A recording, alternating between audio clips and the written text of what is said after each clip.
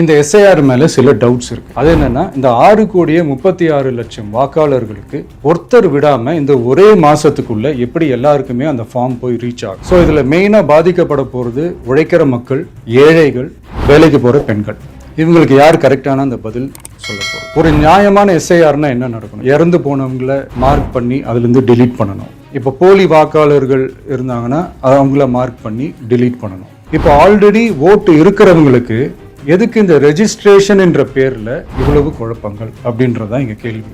இப்போ புதுசா வர்ற வாக்காளர்களையோ இல்ல ஓட்டு இல்லாதவங்களையோ சேர்த்தா பத்தாதா? இப்போ ரீசெண்டா நடந்த இப்போ எலெக்ஷன் 2021, 24 எப்படி எல்லாருமே ஓட்டு போட்டோம்.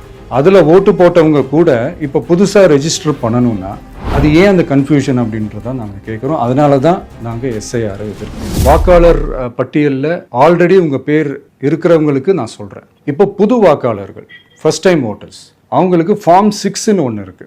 அதை நீங்கள் ஃபில்அப் பண்ணி நீங்கள் உங்கள் ஏரியாவில் இருக்கிற சம்மந்தப்பட்ட அந்த உங்கள் அலுவலகத்தில் நீங்கள் டைரெக்டாகவும் சப்மிட் பண்ணலாம், இல்லை நீங்கள் ஆன்லைன்லேயும் சப்மிட் பண்ணலாம். அப்படி ஆன்லைனில் நீங்கள் சப்மிட் பண்ணிங்கன்னா அதுக்கான ஸ்க்ரீன்ஷாட்டை எடுத்து வச்சுக்கோங்க.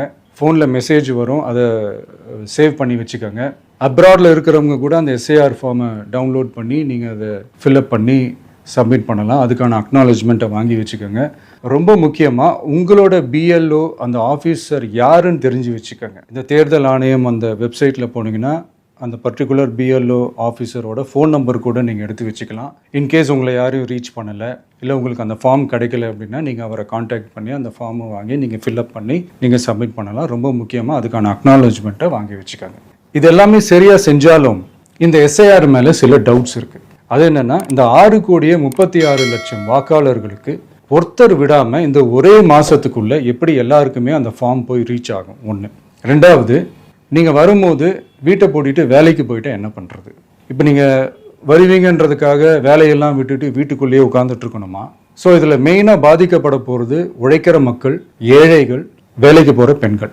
இவங்களுக்கு யார் கரெக்டான அந்த பதில் சொல்ல போகிறது. ஒரு நியாயமான எஸ்ஐஆர்னா என்ன நடக்கணும்? இப்போது இறந்து போனவங்களை மார்க் பண்ணி அதுலேருந்து டிலீட் பண்ணணும். இப்போ போலி வாக்காளர்கள் இருந்தாங்கன்னா அவங்கள மார்க் பண்ணி டிலீட் பண்ணணும். இப்போ ஆல்ரெடி ஓட்டு இருக்கிறவங்களுக்கு எதுக்கு இந்த ரெஜிஸ்ட்ரேஷன் என்ற பேரில் இவ்வளவு குழப்பங்கள் அப்படின்றதான் இங்கே கேள்வி.